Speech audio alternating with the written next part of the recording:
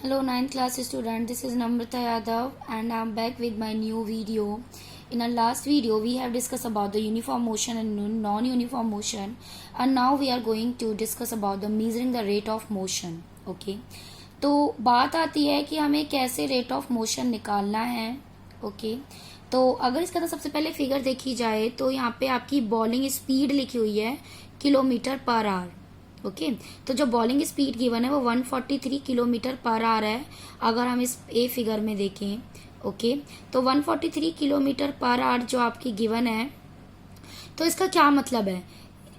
इसका मतलब ये है कि आपकी जो आपकी नहीं मतलब इसकी जो ये प्ले कर रहा है, यहाँ पे क्रिकेट खेल रहा है, इसकी जो बॉलिंग स्पीड है, ये जो बॉलिंग करवा रहा है, ये इसकी स्पीड है 143 किलोमीटर.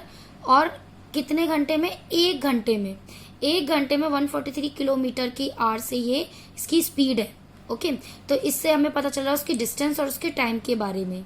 ओके, तो हमें ये पता होना चाहिए डिफरेंट ऑब्जेक्ट जो होते हैं उनका जो टाइम होता है किसी डिस्टेंस को कवर करने का, वो भी डिफरेंट होता है. कुछ जो होते हैं वो बहुत ज्यादा फास्ट मूव करते हैं, कुछ जो होते हैं वो स्लोली मूव करते हैं. ओके, तो जो रेट होती है जिससे वो ऑब्जेक्ट मूव करता है वो भी आपके डिफरेंट होते हैं.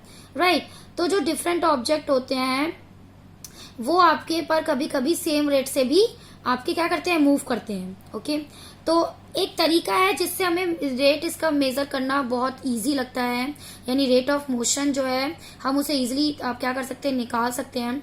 तो that is your speed. Okay, तो स्पीड है, स्पीड निकालने से हमें क्या है, रेट ऑफ मोशन पता चलता है कि यानी कितनी तेजी से कितनी रफ्तार से कोई चीज जो है वो मूव कर रही है. तो वो एक ही तरीका है कि हम उसे उसकी स्पीड निकालें. तो व्हाट इज स्पीड इज, तो speed is the distance travelled by the object in unit time or per unit time. It is called the speed. Okay, तो here I have written for you. Right, so you can pause the video and note down the definition. Right, so the distance traveled by object in unit time is called the speed. Right, so the SI unit of speed is meter per second or meter per second. इस तरीके से भी लिख सकते हैं, meter for m, second for s minus 1 meter per second. Write this. So if we have to calculate the average speed, so we just have to do what? Total distance. Okay, जो भी cover किया गया है उस object से, जिस object की हमें स्पीड निकालनी है, divided by total time. Okay, so this is the formula of your average speed total distance upon total time. Right, तो इसी की वजह से हम इसी फॉर्मूले के ऊपर बेस्ड हम कुछ न्यूमेरिकल करेंगे. अच्छा, एवरेज स्पीड को हम कैसे डिनोट करते हैं वो और देखो. स्पीड को हम स्मॉल v से डिनोट करते हैं, और जो टोटल डिस्टेंस होता है उसे हम s से डिनोट करते हैं, और टाइम को हम स्मॉल t से डिनोट करते हैं. तो this is the formula of your average speed or speed. Okay, so speed can be written as small v s upon t. Right, तो इसकी जो डिस्टेंस है वो आपका किलोमीटर होना चाहिए. अगर किलोमीटर है तो टाइम हमारा r होना चाहिए, बट अगर डिस्टेंस यहाँ पे मीटर है तो टाइम हमारा सेकंड होना चाहिए. ये चीज याद रहे, अगर आपका डिस्टेंस जो है वो किलोमीटर में है, इफ आपका s फॉर डिस्टेंस आपका किलोमीटर में है, तो जो टाइम है वो आपको r में लिखना है, r में चेंज करना है. और अगर s हमारा मीटर में है तो t को हमें किस में चेंज करना है, सेकंड में. किलोमीटर का r के साथ रिलेशन चलेगा, मीटर का सेकंड में. Like this way we have to do the question. So let's take an example. We have a question. कोई ऑब्जेक्ट है, एन ऑब्जेक्ट जो ट्रेवल कर रहा है आपका 16 मीटर इन 4 सेकेंड.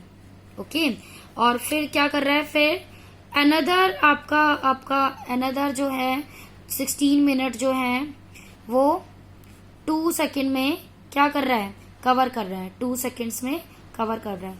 तो यहाँ पे आपकी एवरेज स्पीड निकालनी है, किसकी, ऑब्जेक्ट की. तो एवरेज स्पीड के लिए सबसे पहले क्या देखना है मुझे, आपके क्या गिवन है, आपके ऑब्जेक्ट ट्रेवल 16 मीटर.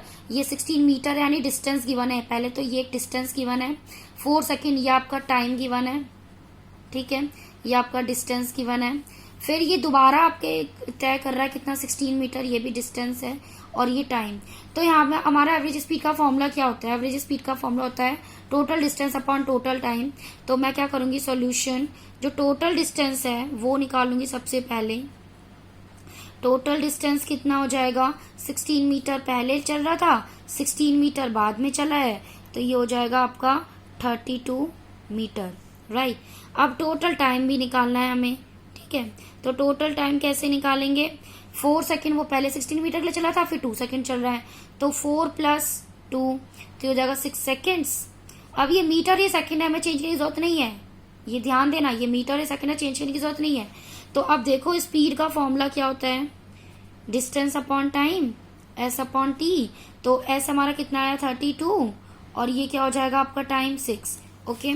तो ये आपका क्या आ गया, डिस्टेंस अपॉन टाइम, और इसे अगर आप चेंज करेंगे तो ये आ जाएगा आपका 6 कैंसिल करो, 6 5 = 30 एंड देन ये हो जाएगा 633 समथिंग मीटर पर second.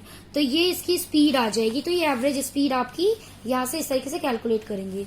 I hope you can understand how to find out the numerical based on the average speed or based on your total distance and the total time. Okay, so thank you.